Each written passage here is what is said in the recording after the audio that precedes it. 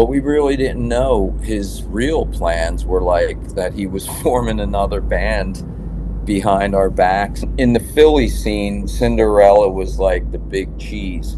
So Dean sees Kiefer. He's like, I could do that.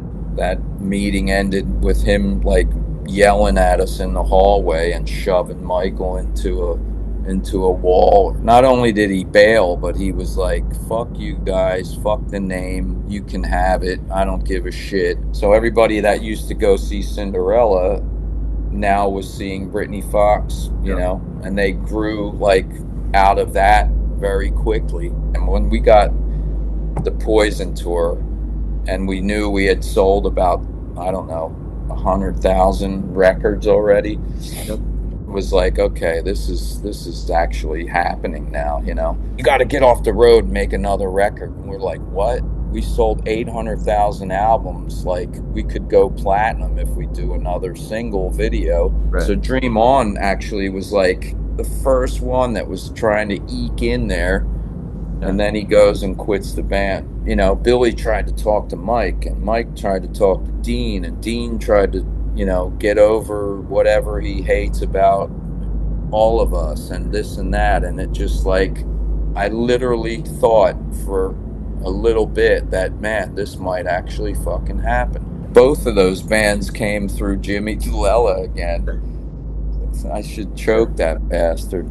Yeah. Really, for me, the bottom line is music is everything. The hair metal guru from Warren to Crew. The hair metal guru. Never forget Charlie too. Hey, I'm excited to welcome Johnny D to the channel. Johnny played in the band Wasted, who put out a phenomenal album called Save Your Prayers in 1986. He's played in Doro Pesha's band for over 30 years. And yes, he's the drummer for a band we've highlighted so many times on the channel, the mighty Britny Fox. Johnny D, welcome to the show. Thanks, guys. Thank you. Thank you for having me. Absolutely. And yeah, it's good to be here. This is the first time in channel history I've ever worn the shirt of the artist that I've interviewed. So I hope that doesn't backfire on me. I hope not. Yeah. So hey, I saw on your Facebook that you just went and saw Bryan Adams. How was that? Yeah, it was great, man. I haven't seen him in a long time. I heard he doesn't. Yeah, I mean, he does pretty decent numbers in the States and stuff. But man, it's crazy to see how big he is in Europe. Because I think a lot of artists that kind of kept their thing going over here, were able to really do these big festivals and massive shows. Yep. And that was. Oh, go ahead. It was fantastic, man. It was right in our hometown. The big dome, the cathedral here. They had it in the Dome Platz, and that was like, it's. Some of these locations, we get to play some castles and stuff with Doro, and it's like, yeah, it's really amazing. But that was a cool gig. I mean, and we really enjoyed that. Yeah. Yeah. I'm a huge. I just put out a video about bands that I liked back in the day that weren't like hard rock, and I was like, Bryan Adams was my number one. I think Reckless is amazing. Oh my God. All his records are so good, man. Yeah. And he's made a bunch since, since the heyday, which I don't know too much about, but, still, the classics are just like last forever, man. Oh, totally. And dude still sounds amazing, and band was playing their asses off. Yeah. Keith Scott on guitar. And, yeah. Awesome. So Pat Stewart drums. So I want to get it. You're still in Doro. You've been in Tyketto for the last 3 years. But if we can, I'd love like how do you get started in music? When do you know that music is like, man, this is my thing. This is what I want to do. Well, I guess I kind of started young. I went to Catholic grade school. And, part of that was sort of just being evaluated by the music teacher that, if we could sing, what kind of voice we had, how high. And I was like pulled out as a tenor, me and another guy were like singing all these high parts in a lot of school shows, and I never really joined the choir as such in church or whatever, but Yeah. we did do some Christmas type things and all that. And that was the first thing that I really did. I didn't never took any lessons, Okay. vocal lessons or any kind of music theory. It just was like, okay, can you sing these notes? Yeah. Bang them out on the piano, and I just kind of went all the way up the keyboard, and that was it. I got thrown into that, and then yeah, I guess around the time when I loved a lot of the earlier bands. I have an older sister who was constantly playing music, and Yeah. a lot of great classic stuff, Motown, you know, um, all the AM radio hits back in the day. Yeah. And then a lot of the FM stuff and the heavier bands that she started to get into in the 70s, like Alice Cooper was one that really stuck out to me, and Yeah. Deep Purple. Zeppelin came a little bit later, but yeah, and then I just started to notice, I think it was a few of those albums, really getting into the drums and the feel and the sound of it all and the groove um, and then yeah, I think one day I just saw a drum kit in the Sears catalog, and I started to really want to have a drum kit and learn how to play, and Yeah. that was the beginning of wanting to play, but as far as like wanting to do it for the rest of my life, I don't know if I ever really had that realization, you know what I mean, until Right. it actually happened. Right. Yeah, so Um, that's I started. I've heard you talk about the band Angel before, and I just interviewed Greg Jafria, Nice. and that dude hasn't done an interview. The only interview I could find on YouTube of him was from 1985. Wow. So we got, and maybe I'll even take this out, but we talked for 4 hours. I mean, at the end, I had to piss so bad, but I was like, I'm not going to stop him because you can just tell this guy was like having a blast, like really. Anyway, that's off topic, but That's cool though. I mean, I love that band, and yeah, always bums me out a bit that they didn't really get a fair shake, yeah, yep, But yep. if you ever get the chance to interview Barry Brandt from the band, I would,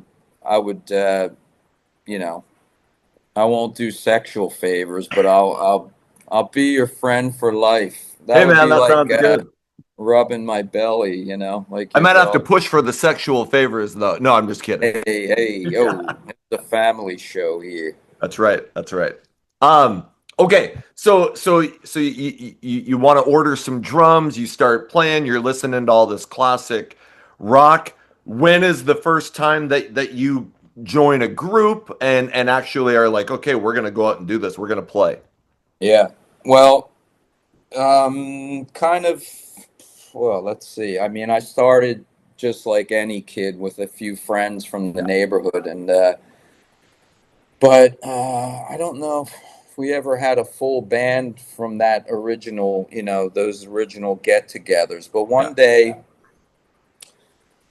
um, one day I had a knock on my parents' door, and it was two older cats from the neighborhood. One that my sister had gone to school with and knew, and the other guy was Bill Degley, who became Billy Childs and Right. Britny Fox. So, yeah, we hear you play drums, and we're looking for a drummer. And I was like, yeah, okay. And was basically like the conversation was, okay, learn these songs. Here's the albums, a stack of stuff that some I kind of knew of, and others, you know, one example was Rush. They Yeah. had handed me this All the World's a Stage Rush album, and I was like, what is this? You know what I mean? Like, this is insane. I was listening to Right. Kiss and Cheap Trick and all this other stuff, and then all of a sudden there was this dude singing like a freaking, a banshee and all kinds of crazy drum stuff going on. So Yeah. I had to really up my game, but Yeah. it did really help me become a better player, playing with older guys. It kind of became a thing. Um, What was that Playing. project called? Is that just a covers band? Man, I don't even. Yeah, it was a cover band, and we just started playing some Right. bars locally. I can't even remember what we were calling ourselves at that Right. time. Um, but yeah, that evolved into a bunch of bands with Billy, actually, with a Okay. different singer here and a different guitarist here, and yeah. So we had a long past together, a long Okay. history, and played in many bands together, and yeah, we learned a lot. I think, yeah, I learned a lot, like I said, from these old guys that were a couple years older than me, Yeah. So that was like when it really started to click that, we could, once you play a gig out, you get that feedback from the Yeah. crowd. You're just like screwed because now you're like addicted to it and you Yeah. you just want to do it as much as possible. Yeah. Is that is this what's leading you into World War III? Yeah. Yeah, I played did the local club thing for a while, and the first connection towards that was that Billy ended up in a band with John Corabi and Okay. another friend of mine, Adam Ferrioli, on drums, and they were called Fragile. And they were doing some originals and a lot of Led Zeppelin covers. So they were doing like things like, hey, we're going to rent this theater out and we're going to show the Zeppelin Song Remains the Same movie. And then after that, we're going to perform a concert of Zeppelin songs. So they had like some backing behind them, and they were, taking initiative to really like make something happen, because Yeah. a lot of the clubs didn't want to hear, certain heavy stuff, and Right. so that was cool. And then I met John through that, and John asked me to join his band when the lineup changed. So I ended up playing with Karabi, and that was probably the first time I ever played. I know it was definitely the first time I went into the studio and actually recorded some songs. So we recorded a 4-song demo Okay. as Fragile, Okay. and I was like, man, this band is killer, And John, Yeah. I always loved John's voice and Yeah. and him as a person, and we just clicked, and we did what we could at that time around the Philly area, Yeah.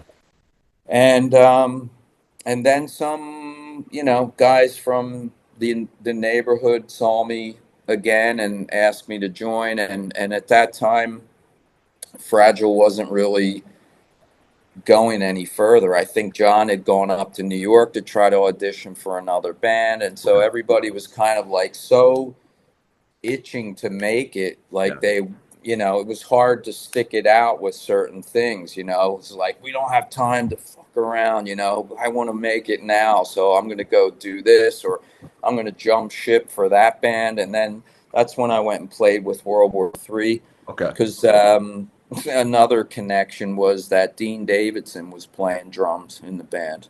Oh, he was. Yeah. Okay.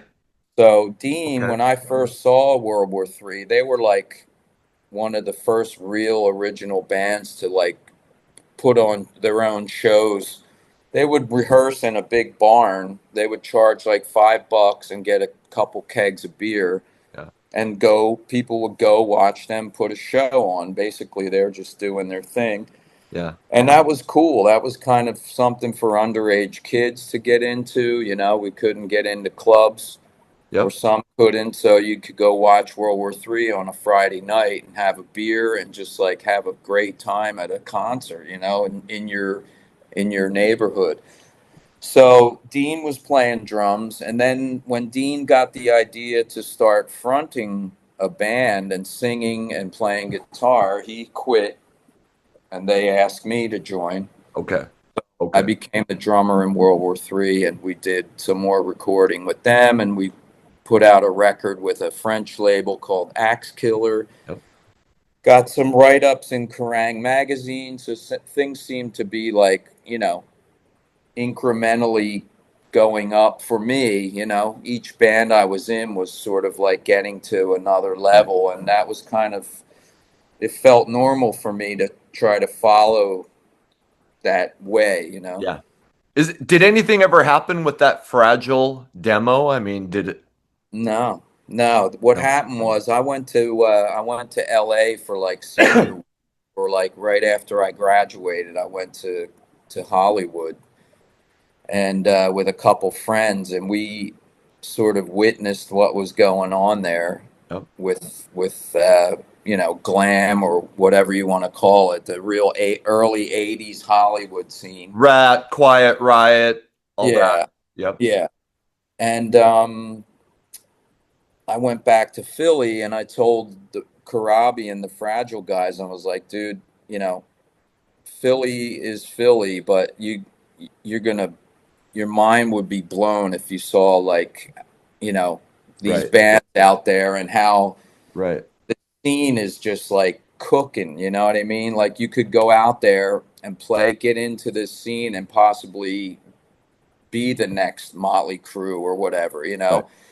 But nobody wanted to do it. Nobody wanted to move at that time. They had jobs. Some had wives and kids, and it was all like, Yep. So it took them a little while to get it together. But in the time that it took them, I bailed and joined World War III. Okay. And so nothing happened with the Fragile stuff, but they did go to LA eventually. Got another drummer from Philly to come with them, and they changed their name to Angora, which That's I right. thought was not the best name, but what name?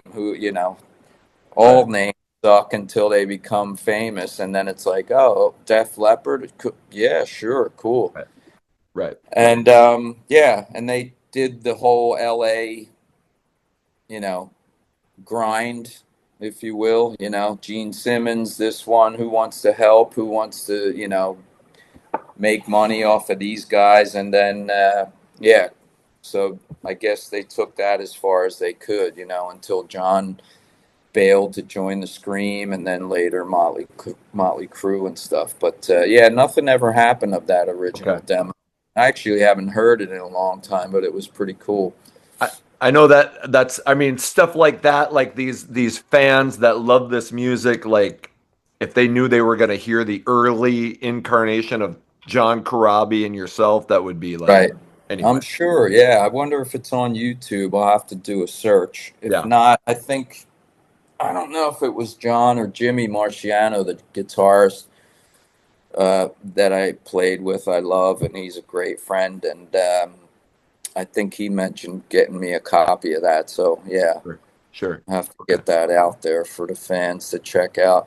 I Yeah. know some of the Angora stuff is definitely on YouTube. Yes, yes. This might be a good time to you mentioned that some friends of yours or a friend of yours is going to be writing a book about the Philadelphia music scene. Well, I was going to ask you like what other, and now you talked about Karabi, but like what other bands were you interacting with or looking up to, and maybe Yeah. can you go into a little bit about what that book is going to be about? Yeah.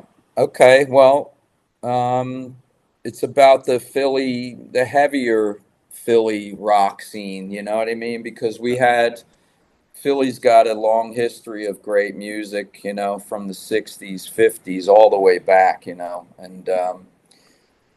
then, in the '80s, there was kind of a new wave hit, and we had bands like Robert Hazard and the Heroes and the Hooters and the A's and Baru Review and all these bands. Really, there was a scene in Philly that, you know, the older, the drinking crowd was able to, really enjoy, But for a lot of us, what happened when I was 18, was the drinking age was 18, Right. and then it later changed to 21. So a lot of people got screwed, and some of us got sort of grandfathered in.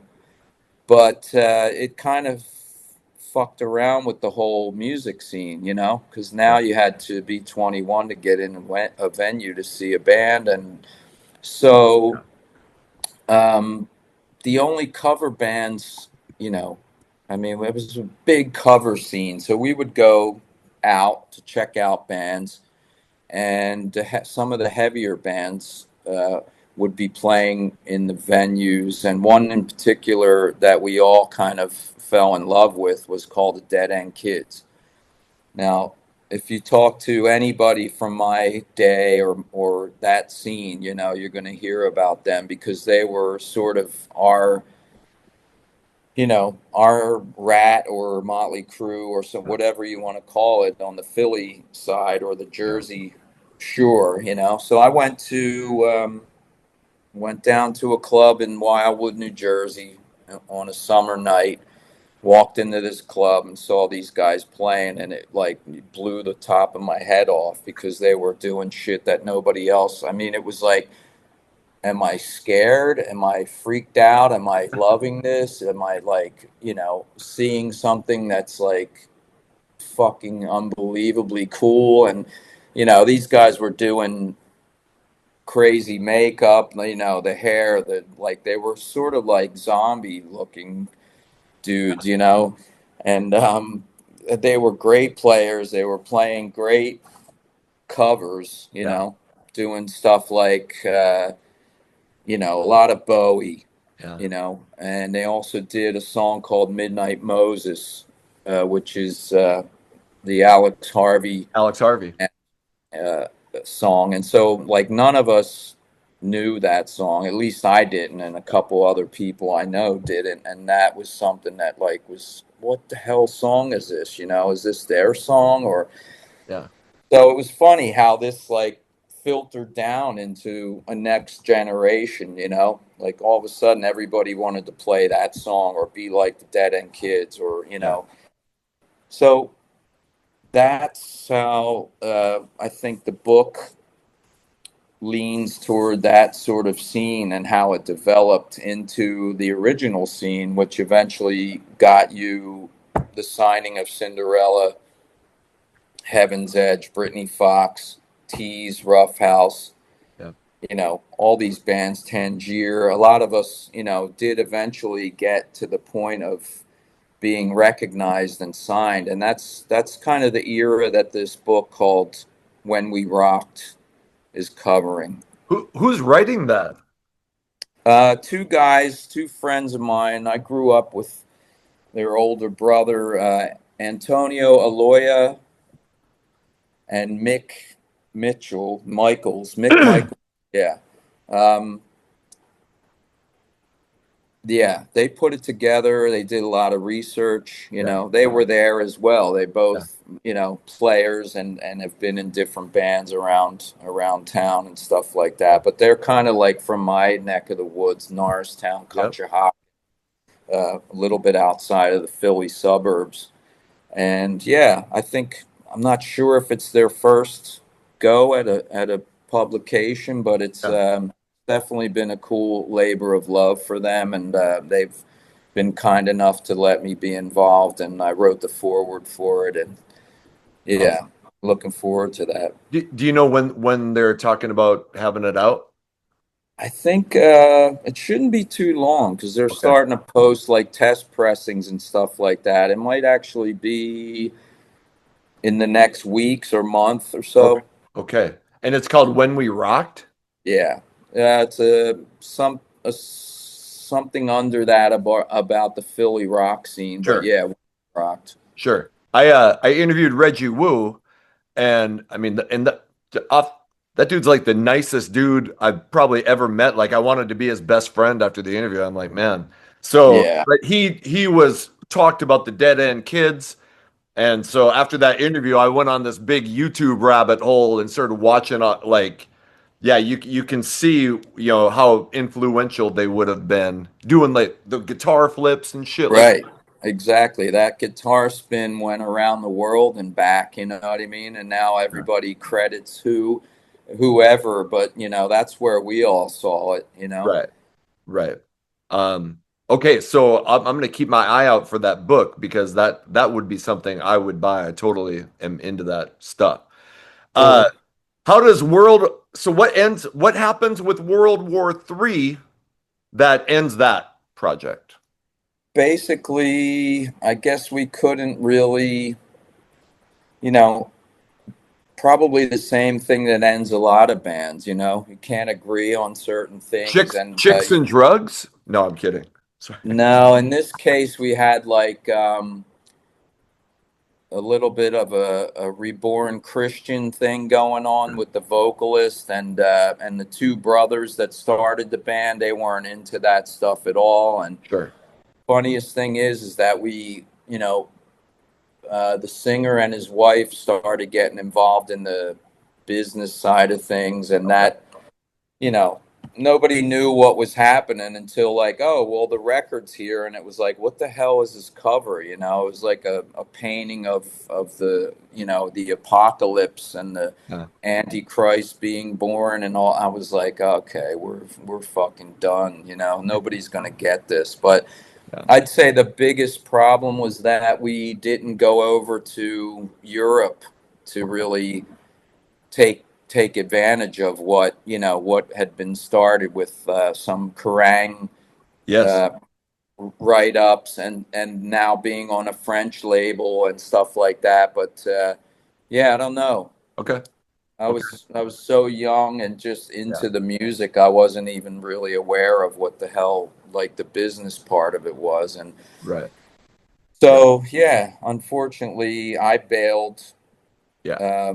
for the wasted gig, and those guys went on, but they just never really got it off the ground, Sure. And I think they were a few years definitely ahead of their time because they were older, Yeah. losing their hair. You know what I mean? It was like this cannot possibly fly at this Yeah. time. You know what I mean? Because Right. everybody's so hair relevant. It's Yeah. like, man, this is not a good look, but Yeah.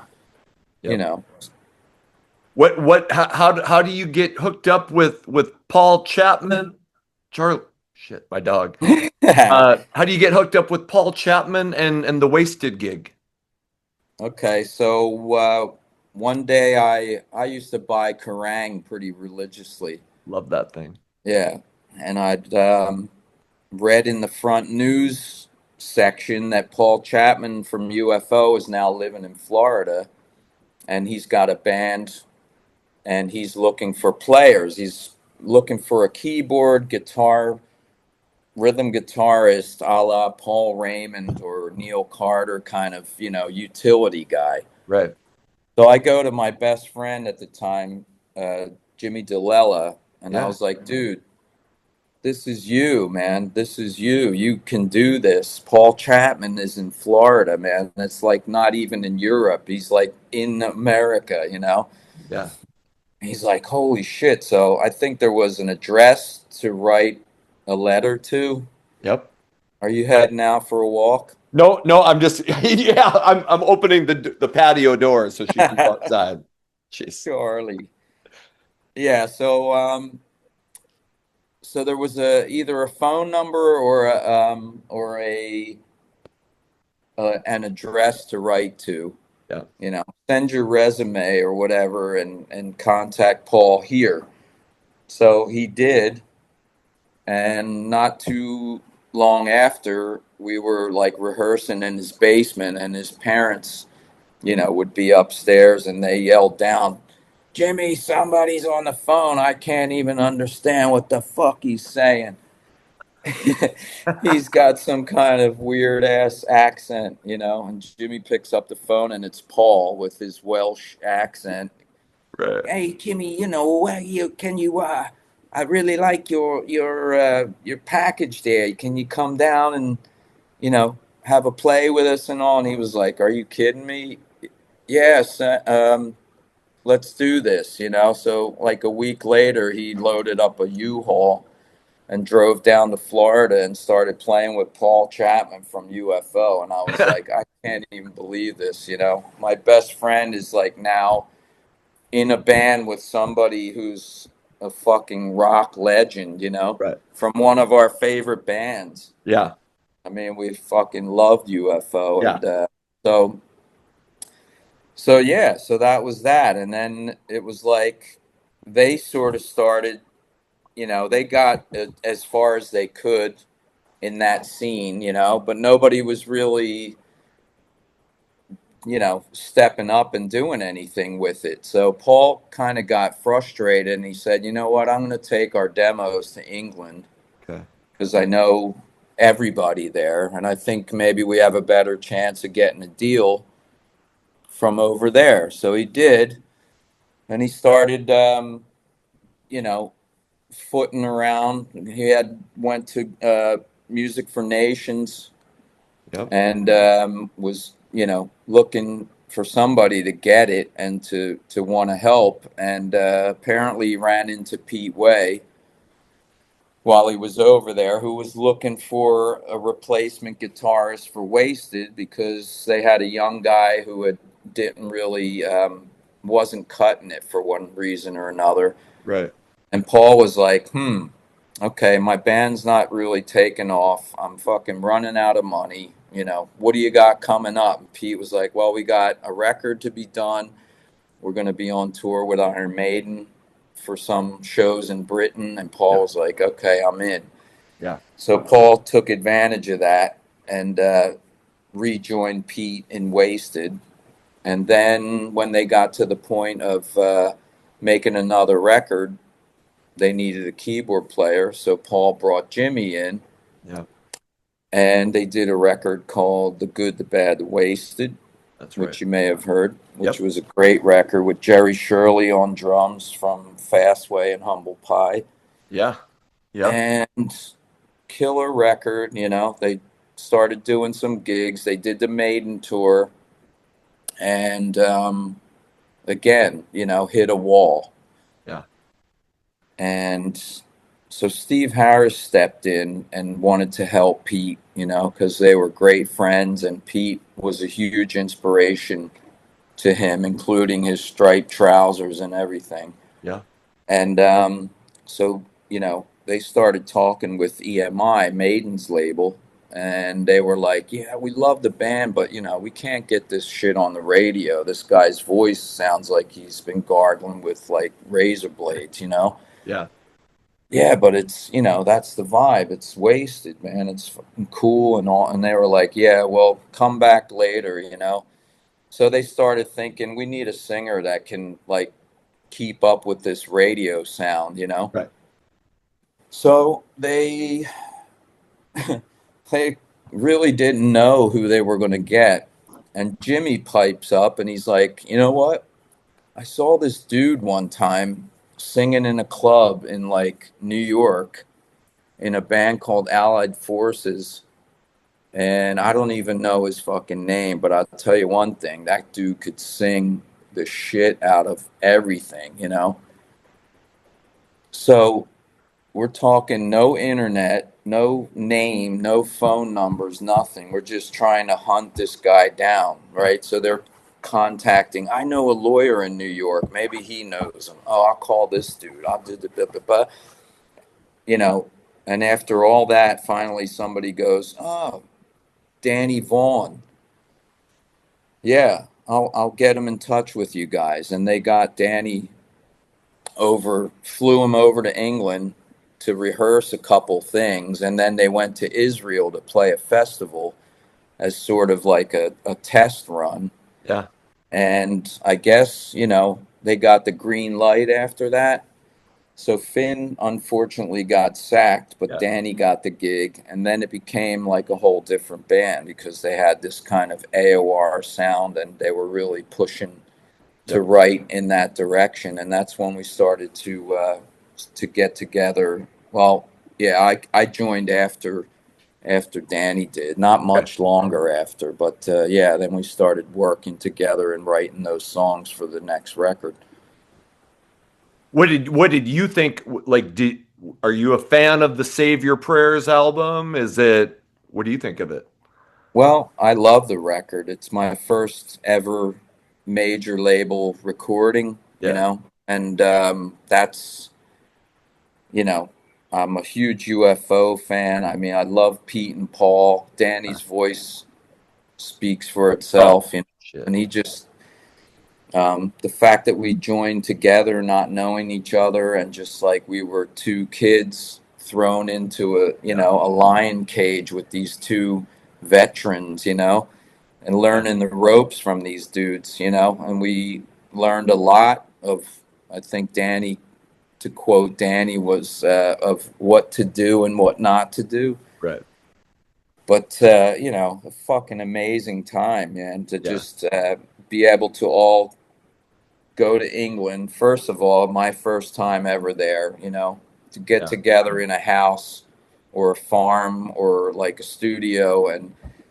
write songs together, all living there, getting paid some money to yeah, do it. yeah, All these firsts, were happening. So it was like, wow, I guess this is how it really should be. yeah, So, I mean, that record means so much to me, yeah. and it's a great record. It's still, you still hear from a lot of people that really, really dig it and wonder why wasn't bigger than it should have, or bigger than it was. Yeah. I think I stumbled upon the song Singing to the Night on YouTube. And I was like, I'll check this shit out. I was like, what in the world? And then Heaven to, like, that thing is full of what I think could have been massive hits Yeah, back in the day. Anyway, yeah, we're yeah. back. Every song is memorable and catchy, super melodic and really cool. Right. So, what happened? What was Jimmy doing before Wasted that, he must have had somewhat of a name. What was he doing before that? He Jimmy's, man, the guy's just a great musician, and he's an even better networker. I mean, the Okay. dude has met and got himself, many gigs where other people have failed, because he's a smart dude, Yeah. and he really hadn't done anything of note. He was in a like an upstate New York cover band Okay. for many years, burning, but always wanting to you know, get out of that and get into like the real original scene and Right. making records and stuff. But he just hadn't had an opportunity until that Right. Chapman thing came along, Sure. you know. So after the fact, he had gone on to, I mean, he auditioned for Mick Jones, Foreigner. He's done play with Lita Ford for a while, a lot of small things, but I think he actually ended up getting me in Doro's band as well. So Okay. he's a good dude, but he just had to bail on the music biz because it was Okay. just too much for him. Okay. Do you know what he's doing now? Yeah, he's like the he got into this thing of, I mean, first of all, he never stopped really playing or recording. He's Yeah. really into recording. He opened a studio. He started kind of trying Okay. to produce other people, and he's a great songwriter. And he also started dabbling into medical software. Like, he Oh, just computer dude yeah. from day one. And yeah, now he's like high up in a company that does like some crazy medical software. So Really? he's Wow. keeping his family going with that gig and just like loving music on the side. Okay. So you on Wasted, you got to tour with Status Quo and Iron Maiden. I mean, what that's got to be a huge highlight. Absolutely. The Maiden thing was absolutely, essential to what we were trying to do. Like I said earlier, Steve Harris wanted to help Pete, so he kind of would come down to listen to the band, and jam with us and stuff. And our first gig, my first gig, was at the Marquee Club in London, Okay. and Danny as well. But Yeah. no, Danny had done the Israel show, so that wasn't technically his first show. But here we are, basically showcasing for EMI at the Marquee in a Okay. sold out show, and I'd never played to a British crowd, let alone a fucking crazy, like, I mean, into it, how you would Yeah. imagine they were imagining like you were UFO. Like, I'm Yeah. like, this is what it must feel like to be in fucking UFO. Yeah. And there's Pete doing his crazy antics, and next thing you know, it's like this song and that guy's in the audience, and it was like way too much to take in. Right. And then at the end of the set, Bruce Dickinson and Steve Harris get up and we start doing a couple UFO songs. So the fucking that just tore the roof down. Yeah. And then we're being photographed by Ross Halfin and this, that, and then there's pictures in Kerrang, and I'm like, this is just unbelievable. So um, that's kind of where it all said to me, like, there's no way in hell that I could ever not do this Right. forever, because Right. it's just too amazing of a feeling. And this is what I really, probably that moment when I realized, like, this has got to go on and on and on as long as possible. Yeah. What? But I'm not sure if I answered your question. No. Sorry, I got lost there a little No. bit. No. That perfectly fine. I just I was asking about like what it was like touring with Maiden, and I think you kind of. Yeah. So it started with that marquee gig, and Yeah. then Steve comes and he's like, "Okay, so we have a new record out, and we want to take you guys on tour." So we went to the first gigs we did were in like the Eastern Bloc. We went to Hungary, Okay. Yugoslavia at that time. We played in Austria, and man, just all these places that you'd only seen or heard of in books and movies. Yeah. And opening for Maiden, like, forget it. Yeah. And we had enough of a name and enough of a legacy for, because Pete and Paul were there. We Right. were a new band, but we had sort of veteran dudes, that people knew, so they were into it. We didn't have to experience like getting booed off stage or Yeah. anything like that. The Maiden audiences were, they were tough, but we won them over, man. And Danny became like a really, really good front man working that kind of crowd. And we both learned a lot from those guys as far Yeah. as like what to do to get a crowd to get behind you, and how to build a show from the beginning, and what kind of bits in the songs work for audience participation and Right. all that kind of stuff, man. It's like you used to have like time to learn this shit because you were on tour, and not everybody wasn't up your ass with a microscope and cameras and shit. You could learn as you went. Yep. So we did that early tour with Maiden, and then they were like, "We want you guys to open for us in America," and it was like, "Oh my god, dude, are you fucking shitting me?" Like, and I look at the dates, and it's like, all these arenas that from around the country, and then it's like, boom, Madison Square Garden, Yeah. like, unfucking believable.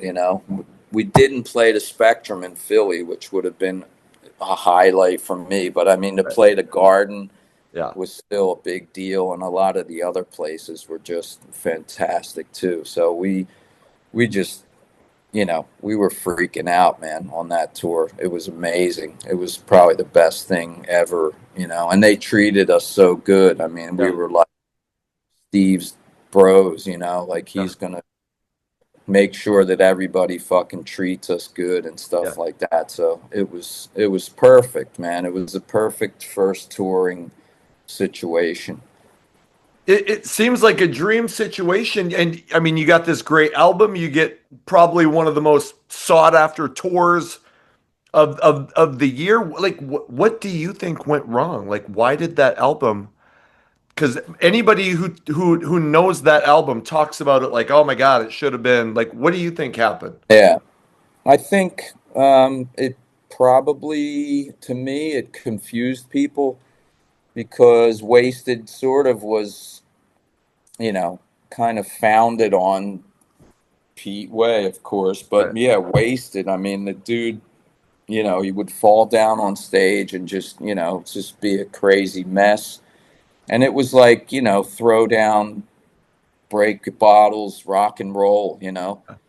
And then all of a sudden, here comes the new Wasted with this voice from the heavens and these songs that, you know, they're not exactly like Right. angry or wimpy, but they're somewhere in between, and it's just good music, but it's very polished, Yes.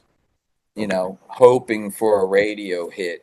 But even though, so I think the industry was like, what is this? And there were certain moves by management and stuff that I thought were like, what is that album cover? You know what I mean?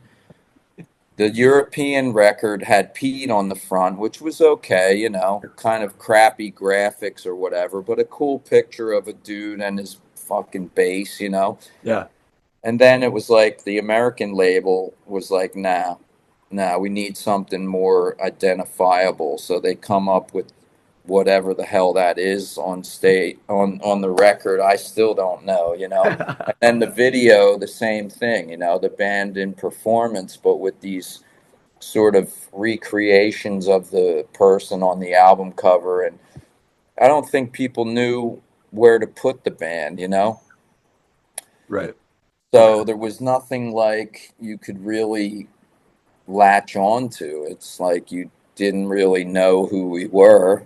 Right. They weren't featuring Pete, you know, f- featuring Pete Way from UFO. Like it was just too much confusion. One Sure. person probably said, no, we need to do it like this, and the other one said, no, we need to do it like that. And so, the video got some play on MTV, which was cool, and that tour was amazing, but it Yeah. still didn't really. Heaven Tonight should have been like, at least in the top 50 or something. Yes. Yes. But yeah, it's weird how that goes, man. You think Yeah. all the pieces are in place, but then it just doesn't come together. Uh, I'm gonna turn a light on. It's yeah. getting dark here, man. Sure. Sure. You kind of mentioned Pete's reputation. I mean, everybody knew that guy liked to party. Yeah, Excuse me. Did did did you ever get caught up in that? Like trying to hang with Pete? And yeah.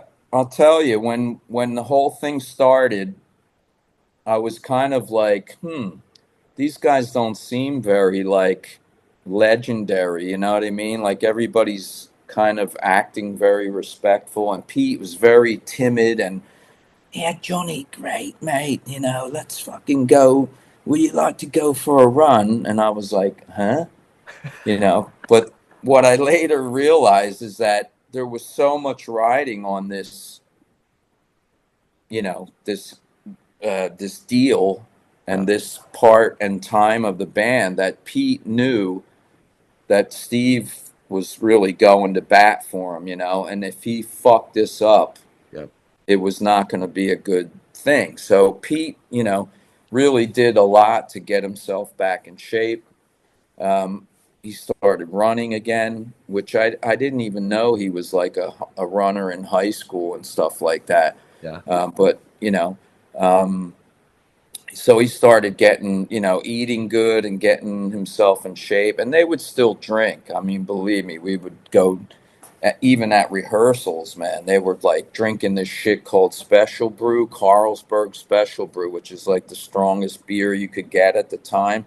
yeah, And I'm thinking, like, why the hell are they drinking this shit? It tastes fucking horrible, man. And it's like, okay, yeah, well, of course they are, because you're getting fucking legless drunk on like 3 beers as opposed to 23. right, So in the beginning, it was all kind of just, all kind of partying a little bit here and there, you know. But then as things went on, and especially when we got back to America and all these fucking shady people started showing up, then the fucking lines started, piles of blow and booze out the ass, and anything you could possibly want was right there for the taking, you know. And that's when, yeah, I definitely partook and got a little bit out of fucking control. I remember a few times being like scared shitless, you know, that my heart was going to fucking blow out of my chest and shit. But um, you know, it's those kinds of things that if you live through them, you kind of learn from them, and that's kind of where it went, you know. But it did get worse back, you know, by the time that I left the band, or Danny and I both left, which was like right at the end of like '87. Yeah. It was just too much, you know. Yeah. Those guys were just back at it like full steam ahead. So, Yeah. and that's, yeah, one thing that I guess Steve Harris never had a problem with, you know, that Pete Way did. For Steve to have Pete as a hero, he certainly didn't take the worst bits of that. He took all the best parts, you know. And you know, he likes to have his beer and all, but he was not doing any drugs or Right. you know. Right. So that's, yeah. I would say there was some shit that went down, but not, luckily not too much to kill anybody, at least at that time. Right. Um, when do you know Wasted's over for you? Because it's not like you were fired or anything. I'll stop. Like, when did you know?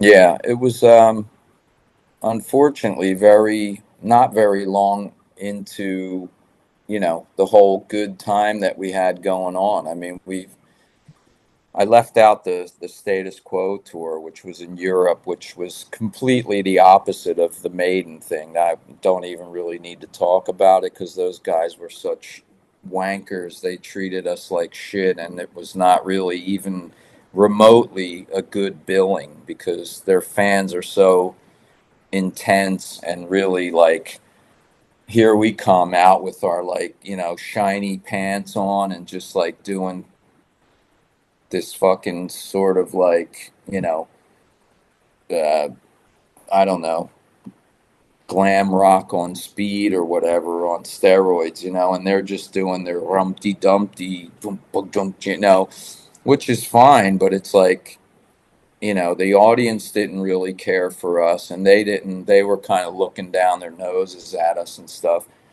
And yeah, so we finished that tour in Europe. Then we came to America, did the Maiden tour, and at the end of the Maiden tour, we were finishing in California, and we had some meetings with Capitol people there, and they were talking about what's our next move. You know, we're gonna do another single, and you know, Heart is really blowing up right now. Maybe we can put you guys on the road with them. Maybe it's a better billing. Blah blah blah. Right. So during the tour, Pete and Paul were kind of conspiring to fire our manager because he was really like, he had managed UFO, fucked them over royally, and then Pete just goes back and fucking hires the guy again. So I think after Paul talked some sense into him, they thought, okay, well, yeah, we need to make this move, you know. Yep. So they talked to us just to let us know what was happening, and then we got to LA, and like, I woke up one morning, and instead of the manager being fired, Paul was being fired and sent home. And I was like, wait a minute, what the fuck are you talking, like, what, how did that happen? Well, the same way that Pete fucking hired this dude back again, he talked him out of fucking firing him. And really, what the problem is, you need to get Paul, you know, Paul out of the band because he's overweight, he's fucking old, he doesn't do this, he's trying to scam us on that and this, and it was like, then Paul's gone, and I'm like, okay, there's no way that this is gonna fucking work, you know. Yeah. Now you got one guy from UFO that can't even barely stand up straight, when it comes time to work, Yeah. um, and Paul's gone. So now it's like, shit, okay, we got to audition guitar players. So we spent like the next weeks re- auditioning these guys from GIT, like all the hot shit guitarists that were out in LA at the time. And that was pretty much like torture, because now, we're going to lose all these opportunities, Yeah. and then after that shitty news came the news that like we don't even have a fucking record deal anymore. So I don't know where, you know, if that was after Paul was sacked or if it was just before he went or whatever the plan was. We Yep. stayed there and auditioned guitar players, and we got a guy finally. Pete wanted a young dude, sort of a la Ozzy, let's get a Randy Rhoads type of guy that just can Right. burn, looks great, and will hopefully like get people's attention. Yep. So we got poor Eric Gammons, who later played in Cold Sweat, still Okay. does to this day. Yeah. And yeah, he had to come in. He had the unfortunate task of replacing Paul Chapman and dealing with Pete Way and the whole thing. But he was digging it and he played great and he's a good dude. And we went and played some shows on the West Coast with Helix. We did like a 6 or 7 show run, just to prove to Capitol that we still had some gas. Yeah. And I think that's when they were like, I don't know. I don't know about these dudes. And then all of a sudden it was like, shit, now we got nothing. We got no Heart tour coming up. Doesn't look like we're going to continue with Capitol. So right around that time, I got a call from the dudes back in Philly, which were the Britny Fox guys. Okay. And they're like, look, man, we just getting signed with CBS, Sony, Columbia, and they want us to get a new drummer, and we want to give you the shot, before anybody else. And I was like, at that time, I was like, okay, I have to make this move. I knew Right. it was the right thing to do, Right. or really the only better thing to do. Right. So I said, okay, and I kind of just bailed home and took my stuff, and that was it, man. Pete and Eric went back to England and tried to like keep Wasted going, which didn't happen Yeah. at all. Yeah. And yeah, and I went back to Philly and got the Britny Fox gig. So, what can you tell me about because it starts with two guys from Cinderella, Michael Kelly Smith and Tony Destra. Like, Yeah. what do you know about the formation of Britny Fox that leads up to you getting asked to join? Well, like you said, Michael and Tony started the band with Dean. So when I told you before that Dean wanted to, because in the Philly scene, Cinderella was like the big cheese, Yep. and they were great. Everybody, wanted to see them, wanted to be them, wanted to be famous like them, and wanted to get a deal, and also everybody starts dressing, the same Yeah. shredded clothes, and we're just like everybody's trying to just do what we think we need to do to get that. So Dean sees Kiefer, he's like, I could do that. So he basically starts, you know, back to the bedroom for whatever, a year or something, teaches himself all these guitar chords, starts writing songs like Girl School, Long Way to Love, Kick and Fight. I mean, the dude's just churning out songs like crazy Yeah. and singing like a maniac, cross between Paul Stanley and Udo Dirkschneider. And at the same time, um, well, when Cinderella got signed, one of the stipulations was that Michael and Tony Destra had to go because they just, for whatever reason, they looked terrible or they were too old. Maybe they were a few years older than the other guys, and Sure. you know, and that was the decision Tom made. He's like, he not going to fight for it. I mean, this could be my only chance to get a deal, so I got to do what I got to do. Yep. And those dudes were out, really terribly, probably devastated from that. Yeah. And so, Cinderella went on to make that great record because they had great songs. And there was Tony and Michael schlepping around, not sure what to do. And then they run into Dean, and Dean's like, I'm going to start this band. I could really use you guys because these are the songs, and you dudes know what to do with them. And that was the beginning of Britny Fox. They got Billy Dagley on bass, Yep. and they just went into a room and started, like, the chemistry was, immediate. Yeah. They put all those songs together in a short time, and the next thing you know, they had Cinderella's slot at the Galaxy Club, Yeah. every Saturday night at midnight, which was like the big thing. So everybody that used to go see Cinderella now was seeing Britny Fox, Yeah. and they grew like out of that very quickly.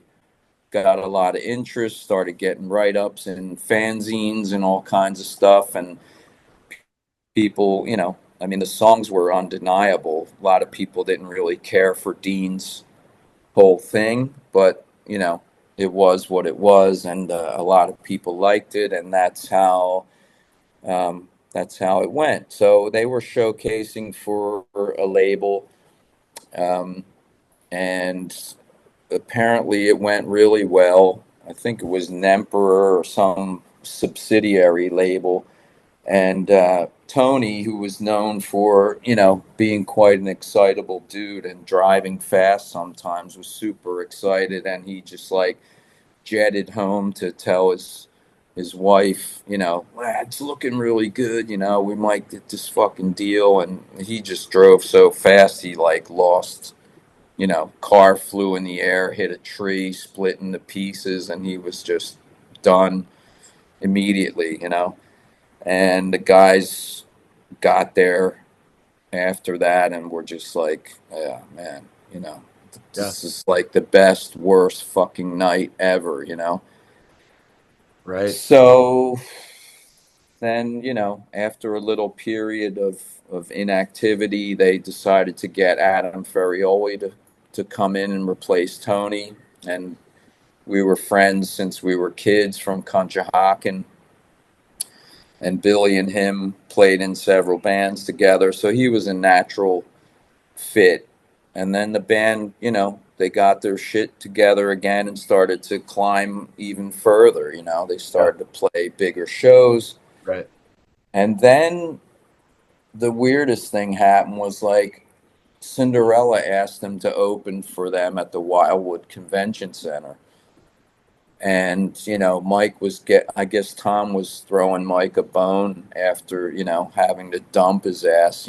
So that was really super cool. And so knowing that, our manager at the time, Brian Kushner, got, as many of the label people to come down to that show so they could see what the hell it was, because a lot of people just don't get it when they hear something. But if you see an arena full of people going crazy for a band that's unsigned, Right.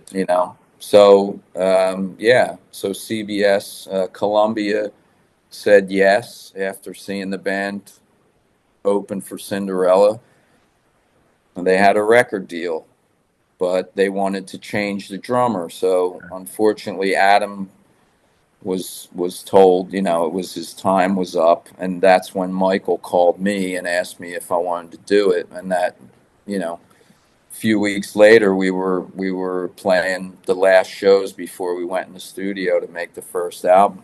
Okay. Okay. Um, so you're on Columbia. The debut gets produced by John Jansen. Like what are your memories of recording that thing?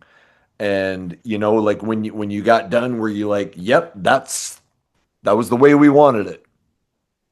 Um, well, we didn't really pick Jansen. He was a label pick. None of Okay. us were real familiar with what he had done, but he was, graduating from engineer to producer, and the label knew his history, so they thought it would be a good pick. Okay. And I mean, it's obvious if you hear Britny Fox demos and then you hear the record, the songs, the arrangements, everything was already there, The name, the look, the music, it was a done deal. You didn't need to do anything. You just put them in there and record it and go. Not like many bands get signed, the label wants to do this, change your name, get other outside songwriters, do this, do that, wear these clothes, and next thing you know, the band isn't even that band anymore, which really sucks for the band themselves because it's like, they're kind of giving up their soul.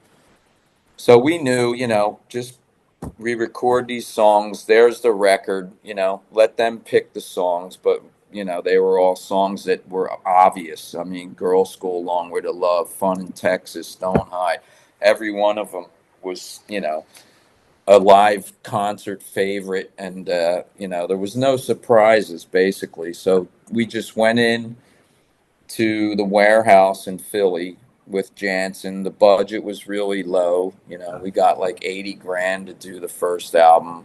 Yeah.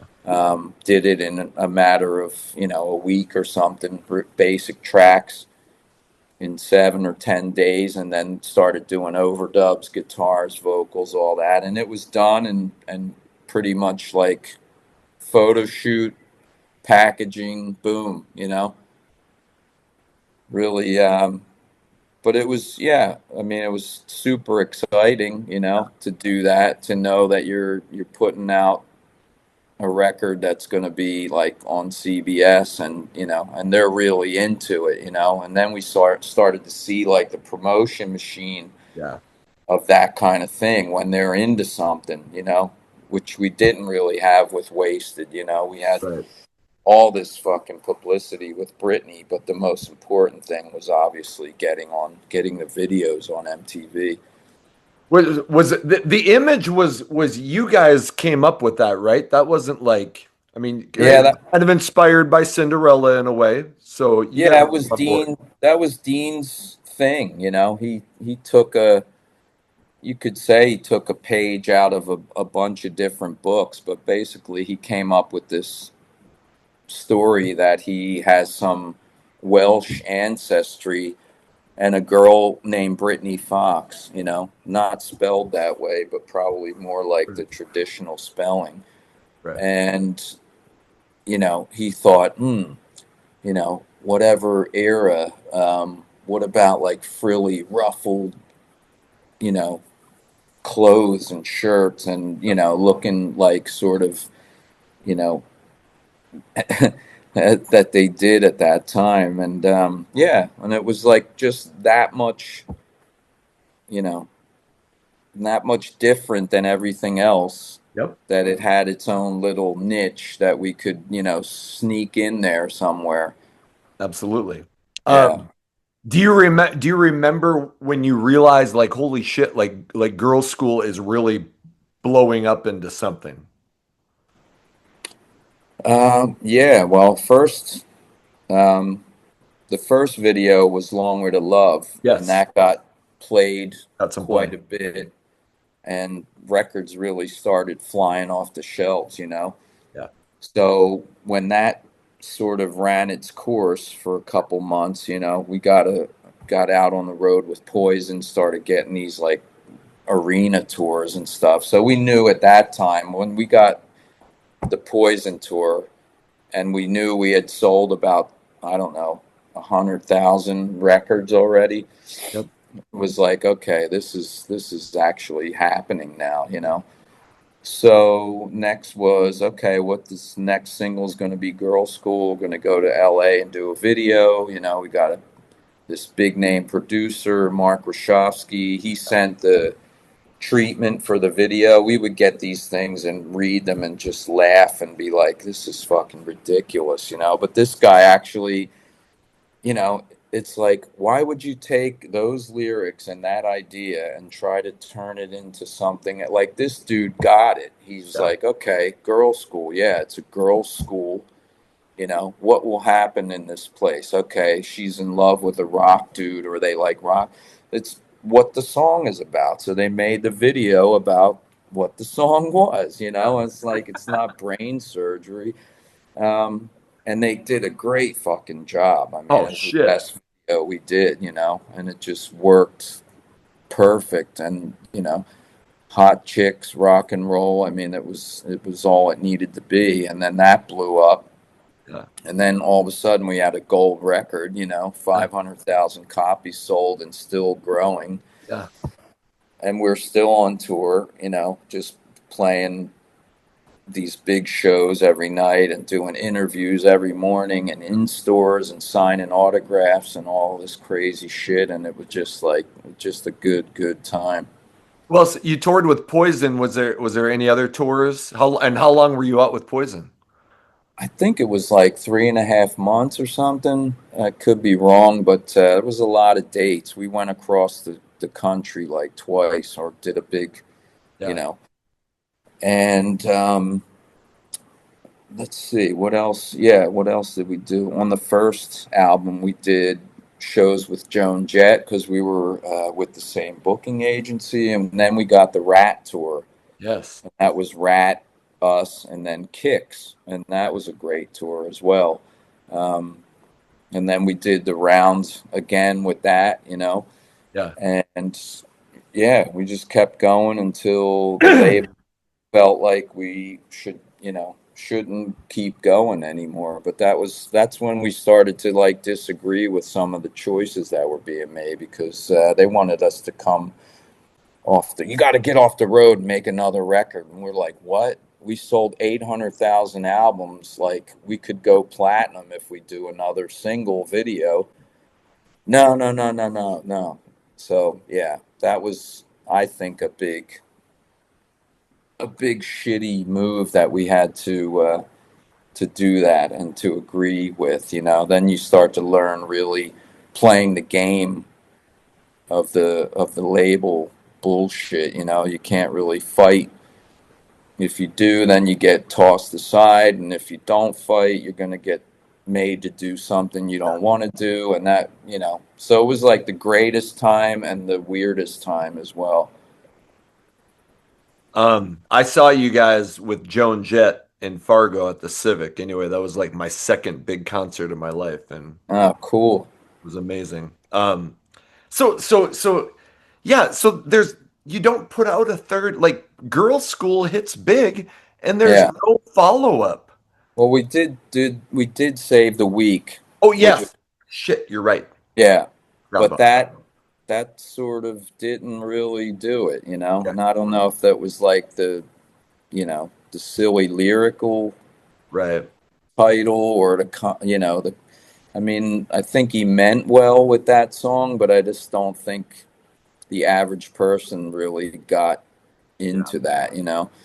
Um, so that didn't really hit as big as it should have for, you know, oh, here comes the big first ballad, you know, because Yes. rock ballads were just like everything that could Yep. blow a record up, you know, Yep. and that one didn't do it. So then it was kind of like, you know, Yeah. sort of put the brakes on. And I think that was the point when the label said to come back and do another record. But really, they should have just followed up with another killer song, you know, like Goodbye to Jane or something, you know, that would Yeah. have been back to the rocking and Yes. certainly would have put the record over platinum. Over. Yeah. I was just gonna say I always thought that Goodbye to Jane was a logical single choice, Right, right. um but okay, so you get three videos, 800,000 copies. I mean, are you still like, hey, we're feeling good going into album number two? Yes and no. Okay. Um, I say yes because we still had Dean had like, you know, in his words, a backlog of songs. You know, I got 2,000 songs so we can record till the cows come home. You know, Yeah. cool. And we, you know, there were ones that we left off the first album. There were ones from demos, you know, previously. There was like chock full of good tunes, you know, Yeah. in the same style, you know. And but something happened on tour that like got to Dean's psyche, you know. He started to talk to other artists. He started to see other bands that were who was big and who wasn't doing so good and stuff like that. And he started getting into his head that I guess, you know, because Poison had, you know, the big acoustic ballads and stuff like that. And Yep. so Dean starts whipping out the acoustic and then, you know, wants to be like a cowboy or all of a sudden or, you know, um, was big time into the Black Crows and so he was going from like AC/DC and Kiss to over to the Stones and the Black Crows and probably felt a little bit weird because you know a lot of people didn't take us seriously because of the look Yeah. and you know the dude can't sing, you know he just screaming all the time, so he wanted to prove to people that you know that he could look normal and he could sing normal and he could write songs that were not like, you know, these, you know, raspy rock tunes and whatnot. So here we were with a successful first album and a successful, uh, you know, image and sound that obviously worked well. Yeah. And now we're starting already second guess ourselves, and especially the leader of the band, you know, who's writing the bulk of the material. Right. And so he starts, you know, just being really hard to work with, you know, Yeah. disagreeing on what songs. And yeah, I just wrote these new ones. Fuck those old songs. We're going to do this one and this one about being on the road. And, you know, so that was the thing that really started to eat at us from the inside, you know. And then by the time we got in the studio, and then we had the label intervening, and just a lot of outside influence coming into play, you know. And the band should have doubled down and fucking said, no, fuck you, man. We're going to do what we do. We Yep. all stick together and we do what we started out doing, you know. But it was not what he had in mind, you know. He wanted to take over. People were whispering in his ear about, you know, well, you're the guy, man. You wrote on what? You split the publishing with everybody, you know? Like he got his publishing, but, you know, we wanted to be a band, you know? We didn't want to have like one guy more important than the rest, you know? Right. So all those things came fast and hard, and that's kind of the vibe that was happening when we made the second album. Even Okay. with the, you know, even with the title, it was like that was the second choice. You know, Dean blurted that out because he had had a band called Boys and Heat. Yep, there it is. The There it most ridiculous title and cover almost ever. is. Not a fan. I forgot to. I got this one too. This is the for the Yeah. anyway. Yep. Um, I will say this. I think it's a great album, Boys in Heat. But we've said numerous times on the channel, like the title and the cover were you know Yeah. were what it was. But Yeah. Yeah, it is a good record, you know. It's a little overproduced for yeah, my taste, you know. yep, But it sounds good. It still kind of holds up sonically. But yeah, there's probably for me a few too many songs on there. yep, yep, But you know, this was what the you know what Dean wanted yeah, and what we basically what we compromised on. yeah. You know. Was Dream On the first single, or was Standing in the Shadows the first single? Standing in the Shadows was the first single video, and then Dream On, and yeah, which And, was a great song. oh, fantastic. You know, the image was definitely toned down, and you know, neither of those songs just seemed to catch at Yeah, MTV. yeah, So, that was tough times because MTV was starting to shift, and they wanted these like cinematic videos in black and white and all this yep, BS.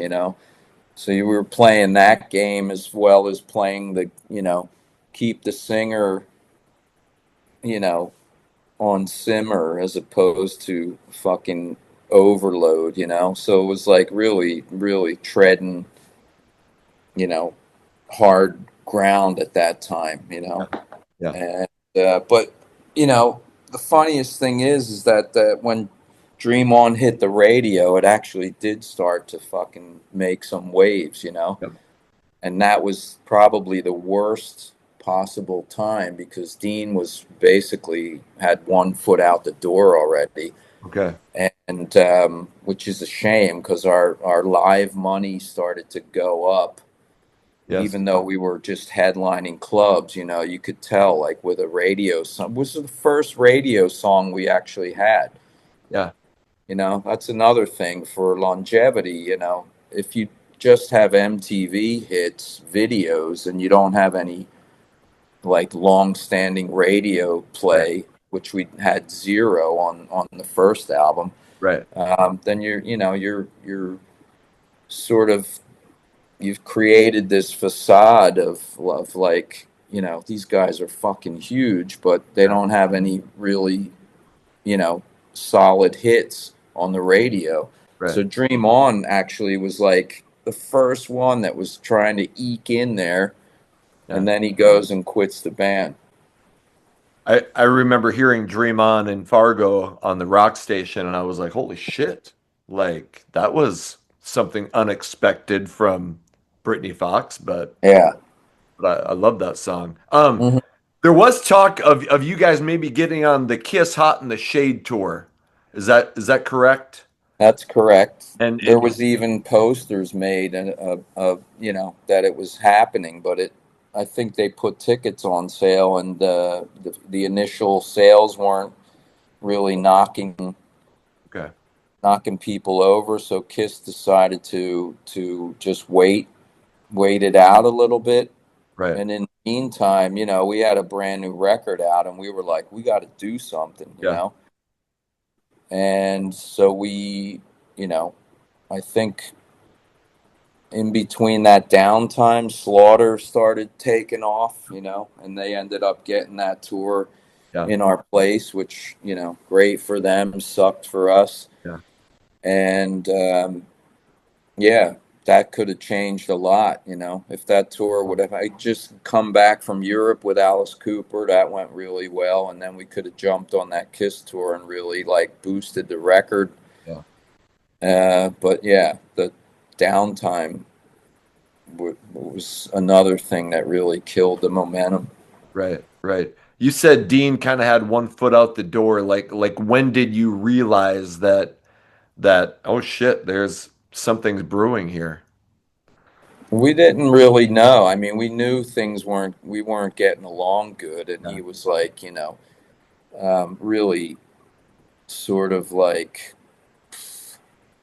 I don't know, doing his own thing all the yeah, time, like he wasn't really bringing any ideas to us. It was just like he'd sit in his room and record a whole song and present that, and yeah, instead of like what in the beginning he was working off the other dudes, even before I was there, they were like, because you see like Tony Destra had a couple co-writes on the first album, and they were really, you know he came up with some great drum parts that were essential for song, but none of that interaction was happening. So, but we really didn't know his real plans were like that he was forming another band behind our backs and all this shit, and going to take all these songs that we weren't into, and Yeah.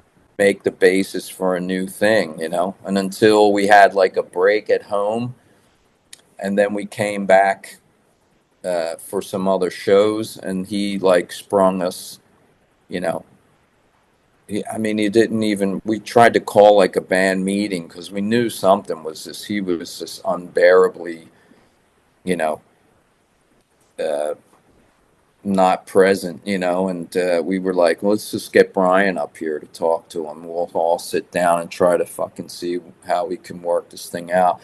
And that was when the hotel room meeting thing went sour, and he just blew a gasket.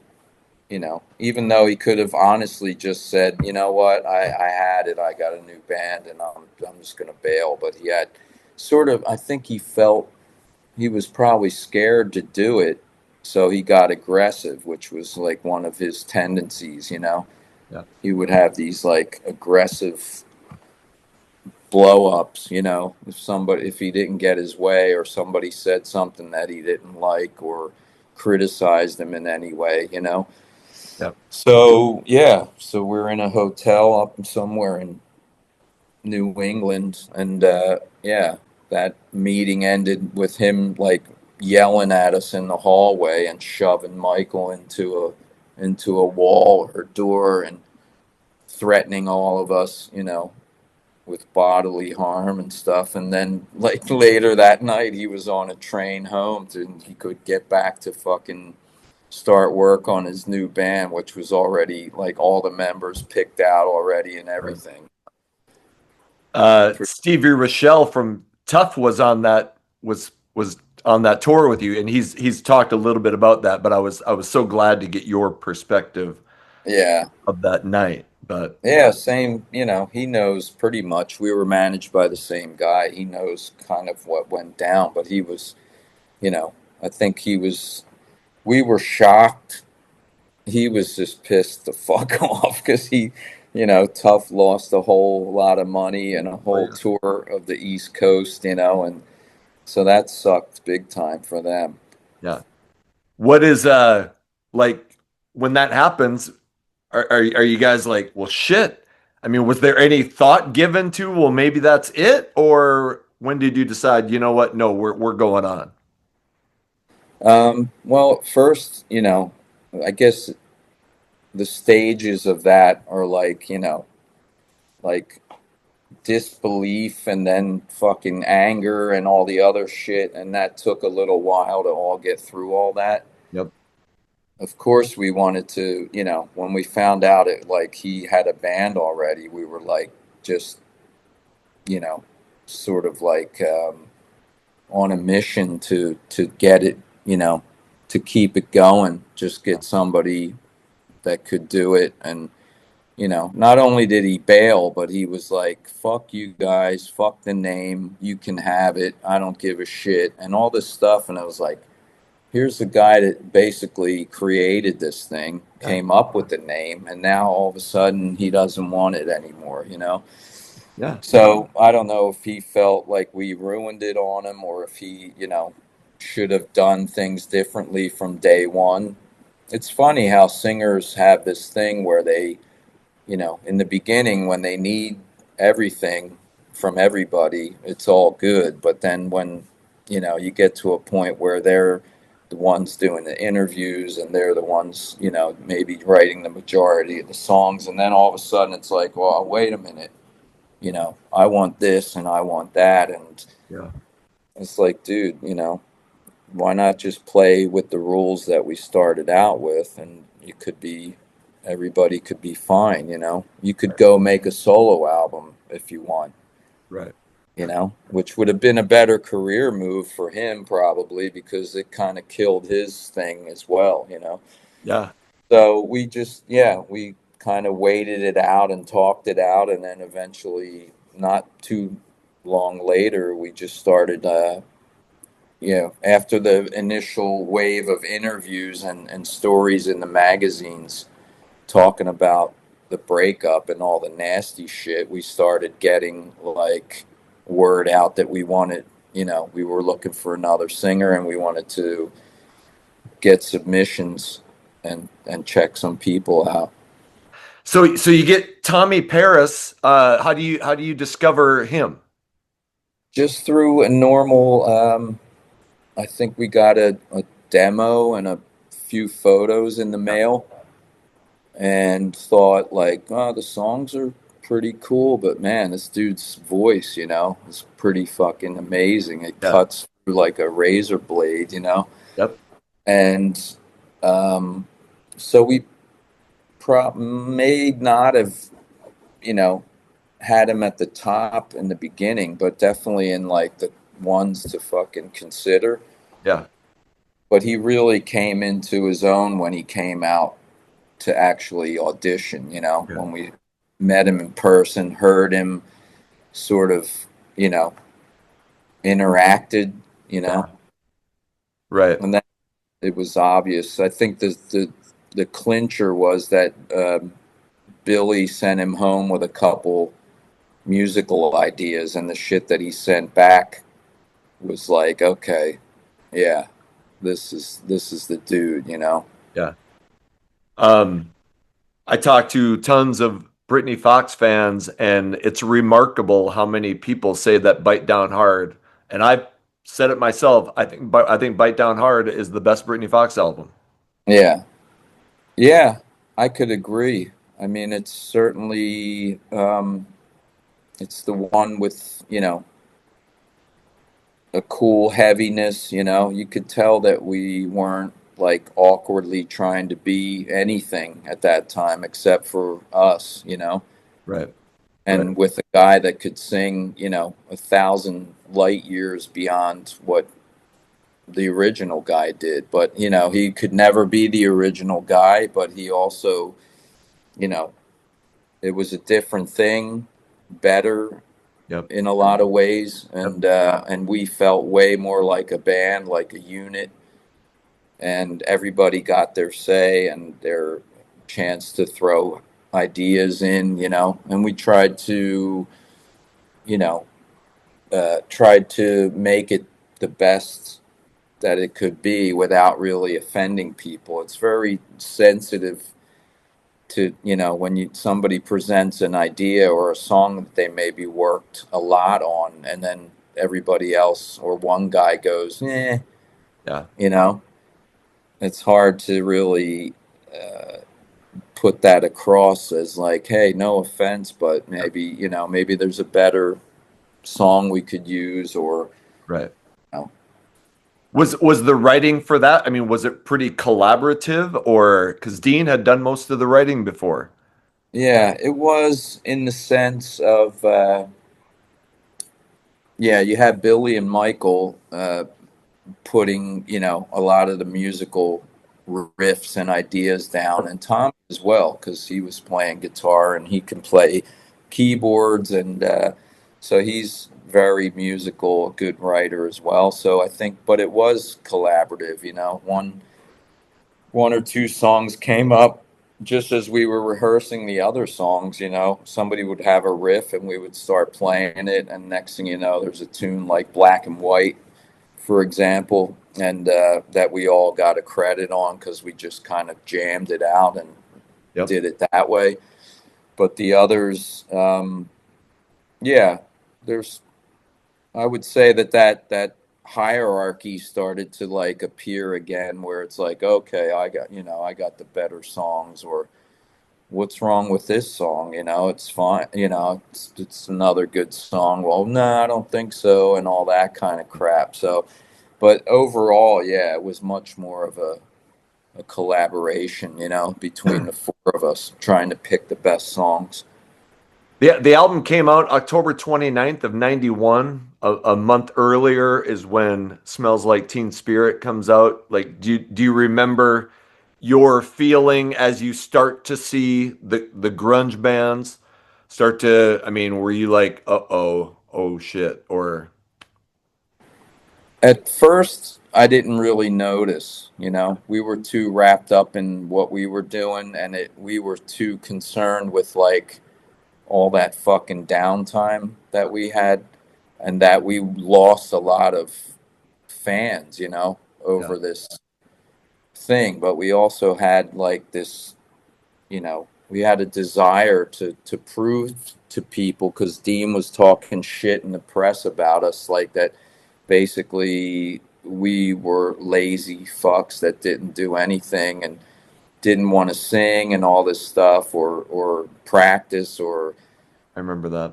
yeah. So we were like, fuck that, we're making a great record, and when it comes out, people hopefully will hear that we're still the heart of the band, and that a lot of what initial success there was, or sound, Yep. was we were responsible for. I think we did, at least we did that, if not anything else. Yeah. So you put the album out, you get one single and video, and it in 1991, 92, it probably didn't matter. I mean, I Yeah. hate to say, but like I said, everybody loves that album. But when I think you do go out on the road, but when do you realize, you know what, it's time to call it a day? Yeah, well, first we realized that our label sucked and didn't know what the fuck they were doing, and plus they were too busy working, like, oh my God, just like all this kind of R&B stuff, not Salt and Pepper, but fucking In Vogue. I forget which big band was on East West, but it was just like three chicks, and Yeah. uh, yeah, not rock. Right.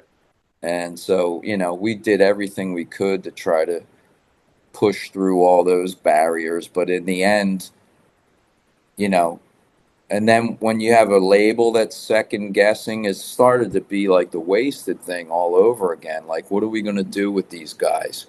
Yeah. Can we hide the fact that they're like, an old glam band, or fucking. Right. So they actually did stupid shit, like put out a CD single to radio with no information, Oh, because they were so afraid that, like, if somebody, a programmer, saw that name, they right. would immediately toss it in the bin. So let's Right. just give them the song and Yeah. see what they think of it. And then, I mean, like, do they really think people are that fucking stupid? Yeah. So shit like that, and no clue as far as what to do with the band. Yeah. And so, put all those things in a blender, and you know grunge band with a new singer, clueless label, you know and all that shit, Yeah. mix it all up, and you get a something that looks like the consistency of shit. It's really fucking terrible, terrible timing. But to answer your question, we did go on tour because we wanted to play so bad, and we went on a club tour, and of course we downgraded from tour buses to a van, and we had a lot of cool gigs, man, and a lot of new energy from Tommy, and it was just really cool. We had a nice set of tunes with the old and the new, Yep. some covers thrown in and whatnot. But after 6 months or 8 months of a van tour, that shit will chew you up, and I think, yeah, after a year of that, touring in a van, and just like, decreasing interest and ticket sales, we just decided, you know like, but we couldn't even agree on that. Like, Billy wanted to just stay on the road. He was Yeah. fine with just getting paid and having something to do. Yeah. But Michael, was married, and he had guitar students, and he didn't want to fuck up his whole home thing for just sitting in a van and playing some dump and on a Tuesday night, Right. which we would have had to do. We didn't have the things to do like we do now, like cruises and Yeah. fucking casino gigs and all. Back then, you had to stay out and Yep. tour whole week till you could get to the end of the week to have those big paying shows. Yep. And some of us, including myself, I was like, I'm not fucking into that, you Yeah. know. And Billy was into it, but I don't think the other guys were. So we just decided to call it a day. Yeah. And not to break up the band, but just to go home and regroup and think about what can we do. Yep. But then it just became like, well, yeah, we're getting on each other's nerves and couldn't stand each other at that point, and you start to like hate Yep. everybody around you because for Yep. the wrong reasons. And yeah, so that was like 92, somewhere in 92. Okay. So you put out an album with a band called Mariah, kind of a glamour, poppier rock band, and then you joined Doro. How does the Doro gig come about? That both of those bands came through Jimmy Dulella again. I should choke that bastard. Yeah. But yeah, Jimmy got me into Mariah, which was a cool band that probably should have made it like, Yes. 5 or 6 years previous. Yeah. But that was way, way bad time. I mean, if Britny Fox was out of time where that was, those guys were way out because they Yeah. were, you know, very beautiful looking and playing like just gorgeous rock music. Yes. Yeah. So, but then Jimmy, after that, Doro uh, spent a lot of time in Manhattan over the years. Ever since Warlock came over to do Triumph and Agony, she fell in love with New York and started. She would get an apartment there and lived in New York for a long time. And she really fell in love with the American musicians and the sound and all that stuff after working with these tight ass German guys for so many years. So she would audition new bands almost after every record. When Yeah. Warlock called it a day, and she went solo, she would basically hire out SIR and start to audition players. Yeah. And in 1990, after her self-titled record with Gene Simmons, Yep. she auditioned. The bass player Nick Douglas got the gig. He's a sort of a local guy from down South Jersey, Yep. and um, and in '93 when they were doing that again, Nick said, "Hey, why don't we skip New York? It's real expensive. Go down to Jersey, my area, and we'll try to get some players down there. We can record some cheaper demos and whatnot." Yep. And they did. And then they ended up auditioning keyboard players, and Jimmy Dulella gets the gig, as he would. Yep. And funnily enough, the drummer was Chris Branco from Black Eyed Susan, Dean's Yeah. thing. Yep. So that was like, wow, that's amazing. And I wasn't doing much, but then Chris, for some reason, decided that he didn't really care for Germany or being in Europe for long periods of time. So he was like, I'm going to bail. I don't want to do an 8 week tour of Europe or Germany. Yeah. And Jimmy was like, dude, I think he's going to quit, man. I'm going to tell Doro about you and stuff. And Yeah. I was like, dude, absolutely, man. That would be great. And so he tells Doro, yeah, my buddy Johnny from Britny Fox is available. And she's like, oh, Britny Fox, cool. I love that song, Save the Week, or one of those things. Yeah. And she was like, yeah, yeah, let's do it, Jimmy. And so she literally flew over with her manager, and we just got in a rehearsal room in Philly with the band that she had just kind of gotten together, which was myself, Joe Taylor on guitar, Nick Douglas on bass, Jimmy Dillell on keys, Mhm. herself, and then I came in. It was not like an open call audition. It was Yeah. just like, dude, you got the gig if you can play, Yep. and it feels good. And she's all about vibe and stuff, and getting to know people. What Yeah. kind of vibes are you giving off? and we hit it off great, and that was it. And 2 weeks later, I was in Germany, making a live album and video recording with Yeah. her, Yeah. and that was yeah, that was the beginning of the Doro era. And 32 years later, you're still doing it. And we're about wrapping up here, but I just want to finish up on Brittany Fox and just quickly ask about Tyketto, and then so Yeah, what's the future with Doro Pesh? What's going on for you now? yeah.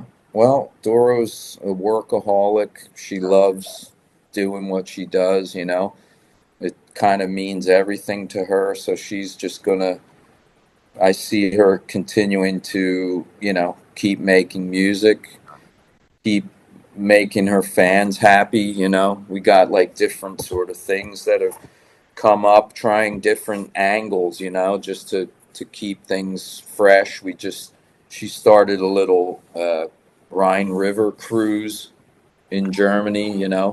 We did that for the first time this year, and it's not like a cruise you get on for 5 days and go to some island. It's Yeah. pretty much a booze cruise up the river and back. Yeah. But it was cool, man. Everybody seemed to like it, Yeah. and you can get different people on and off the ship, and so that kind of thing is happening. We're doing like tons of cool festivals Yeah. every summer, doing little tours, in between that stuff. And I'm sure, she'll be releasing new music next year. And yeah, I see her continue until she can't do it anymore. She's a machine, man. Yeah, she's Real. amazing. So how do you end up joining Tyketto in 2022? And then can you tell us a little bit about the new album that I think is going to be called Close to the Sun? What can you tell us about that? Well, always, since Danny and I spent time in Wasted, we've sort of remained friends all these years, have seen each other not that much until these Monsters of Rock cruises started. We finally like were in the same room with each other after like 20 years. So that was real cool. And I always liked the Tyketto band and Tyketto guys, and the music's great. And yeah, it was kind of a surprise when after COVID, Michael Clayton, our beanie, decided to retire from the road, Yeah. and dude put in a lot of time and effort into keeping that band alive. Yeah. So kudos to him, but I guess he just, he couldn't dedicate enough time to the band on the live, Right. arena. So, and I think the band may have needed more time to tour and to get out there. They would do limited amounts of stuff Yeah. and keep themselves there, Yeah. but they needed to tour more and they needed to do more stuff. So Sure. I guess when Michael told Danny that, Danny probably was like, okay, well, it's been a good run, Yeah. and let's just put her down. And he was like, no fucking way, dude. Yeah. You got to keep it going. Yeah. And then, okay, well, I have his blessing, Yeah. and I have, half a band. And then he started thinking, what would I do? And yeah, I mean, we know each other that long. He said he hesitated to call me, which like everybody does, because oh, dude, he's just too busy with Doro that he would Right. never be able to. And I've lost probably a ton of gigs because of that. I'm like, hey, man, make the fucking call. And Yeah. he's the one dude that did. I got to hand it to him. Yeah. He gave it a shot, and I fucking love that dude for that, man, because Yeah. I was so excited to hear his voice and saying that. And I was like, wow, dude, you know how cool it would be to be in a band with him again. Yeah. And yeah, and it just felt really natural. He's like, why not get somebody that's already family, than have to go through all that process again. Yeah. And yeah, and yeah, getting Harry on guitar was another master stroke, you know. Yeah. And so yeah, we jumped into it and like didn't look back, man. It was like amazing because Sure. we just really a lot of cool things started to come up now that the band's available. We're Yep. getting more offers, and I got to tell you, like doing that record was so therapeutic for me, you know, because it's like playing that style of just melodic rock. It's Yes. kind of where we started out, Yes. so I feel super comfortable Yeah. back in that. And man, we made a great record quickly and easily. It was like, what is going on here, Yeah. dude? Like, where is all the bullshit? And Yeah. there is none. It's like, when is that going to happen? And it's not, because all you know the pieces are there. Everybody has their fucking job. It's like there's no bullshit to fight over. It's like, you do this, I do that, and it is what it is. Nobody's clawing for more or whatever. And those guys are super cool. Everybody in the band is super talented, very nice. And yeah, so the record Closer to the Sun, I believe, will be the title. And hoping the release will be early next year. And I just hope that the fans, Tyketto fans, love it because I love it, man. And I'm super proud of it. And I hope it's definitely a bit of a departure, but it's also like, man, it's a good bit of growth, I think. I'm super. I think his voice is one of the iconic voices. I mean, it's so original, it's so amazing. So it really feels like you've come full circle, wasted with Danny Vaughn, and now you're in Tyketto with Danny Vaughn. So Yeah, I'm just gonna finish with this.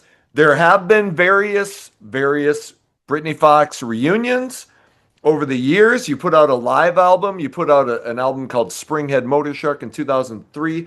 I know in right. previous interviews you've talked about like, hey, there's at times been conversations. Can I, has the ship sailed on Britny Fox? Is it like, no, or could you leave the door open at all? Well, I'll say what I always say, which is I'm always optimistic and open, but I have to say after the last, there's been various times like you said, but after the last thing, I don't know, man. I don't think so. Yeah, Because, we tried, Billy tried to talk to Mike, and Mike tried to talk to Dean, and Dean tried to, get over whatever he hates about all of us and this and that. And it just like, I literally thought for a little bit that, man, this might actually fucking happen. right. And then all of a sudden, as quick as that came, it was gone again. And Dean just like disappeared and didn't want to do it. And that was that. So I don't see how it could ever Yeah, happen. yeah. And I think even Tommy's over it now. So it's really a bummer. But um, yeah, I've I, talked to Tommy on X a few times and offered to have him come on. He doesn't seem to really want to talk about Brittany Fox, at least at this moment. So mhm. does Dean never does interviews? I mean, do you think he'll ever come out and talk about it or talk about the band or because he's seemed to drop off the face of the earth? Yeah, I think he doesn't, he's not I guess he's not a very talkative guy, really. I mean, he'll talk your fucking ear off if you get him on the phone, but as far as like, it's got to be what he's talking about, you know what I mean? Like, he's not good with any kind of, I know he blew up his social media thing because he couldn't deal with the negativity or Right, getting into shit with people, who would, if anyone addressed him in a negative way, he would lose his shit, just like he always did. He would get, he couldn't just sit back and go, you know what, if that's your if that's your opinion, fine. I don't really give a fuck, you know. But he gets really, really testy about people that talk shit, and it's like, so I don't think he wants to put himself in that position where something might be brought up, and then he has to get nuts on film or whatever. But it's a shame, really, because he's showed that he can, he could hang out up there with a lot of other, musicians, but he just, some aren't cut out for the, all the rest of the Yeah. parts of it. You know what I mean? Yep. The, yeah, it's just, I guess it's a bit of a flaw in that sense. You Sure. got to have some steel fucking balls, and you can't let shit get to you too much, because Right. you'll never go anywhere. But I Right. think he's just quiet and happy to be away from any bullshit, like, but really, for me, the bottom line is music is everything. And Mhm. if you can't do it, there's a major hole in your soul somewhere. And that's like, that would just eat at me. I fucking love the fact that I have two great bands, and I'm still playing shows and making music, and entertaining people, making people happy. Yeah. When I see people and how much they appreciate it, I'm just like, I'm the best gig ever, to be able to do that. And yeah, so I just, I feel that, but then I don't really understand how come everybody that plays music doesn't feel the same, but they Right. don't, I guess they don't get that same reaction, or they just can't deal with certain parts. So some people don't like to fucking leave home. Yeah. Some people don't like to, be on stage or whatever, or eat fucking bad food, or, whatever reason it is that you have to adapt to these things to make your career work. Yep. Some people just figure, it's not worth it, and that's fine. That's their priority. But Yeah. when you see somebody that actually should be or wants to be doing it, but can't can't make it happen, then it's like, I wonder what's going on there. So that's why I feel like, you know it probably won't happen, because those guys in particular have been away from it for so Yeah. long. Yeah. It'd be really hard to come back at this time, because shit's so different now, Totally. totally Uh, changed. I'll just say this: if anybody in Dean's circle is, come on and tell your side, and I will be completely. I'm a huge fan. We would love to hear what's up with him, and what's happened with him. So I'm just going to throw that out there. Yeah. Uh, and I'm just a massive fan, and I'm a massive Tyketto fan. And Johnny D, man, you have been more than gracious with your time. Thank you so much for coming on and just sharing about your history. Thank you, man. Thanks for listening to me ramble. It was I awesome. I know you have appreciate it. johnnyd.com. I know you have an Instagram account. You have an X Yeah. account. I will put those in the description so people can. Is there anything else that I can send people to or to promote? Uh, yeah, I have a link tree that you Okay, can look me up on with all the links. I have an Etsy shop where I sell some stuff, and also, yeah, I'm perfect. of course on Facebook, and yeah, but the website has links too. That's the easiest. I appreciate it, man. Thank you again so much. It was Yeah, dude. awesome, and I'm Yeah, rooting for you. Thanks again. thanks, brother. It was good talking to you. All the best. All right. You take All tell right. tell, tell Yanis we said hi. Yeah, I will. Keep in touch. Okay, sounds good, man. All right, Bye bye. bye.